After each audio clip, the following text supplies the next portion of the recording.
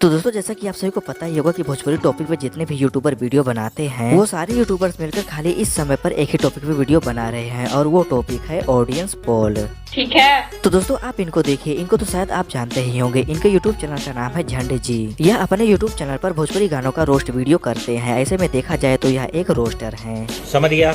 और दोस्तों यही तक नहीं, इनका एक दूसरा भी चैनल है जिस चैनल का नाम है झंडे जी एक्स्ट्रा। और उस चैनल पर ये ऑडियंस पोल के ऊपर एक वीडियो बनाते हैं और उसमें कुछ इस तरह की बातें कहते हैं।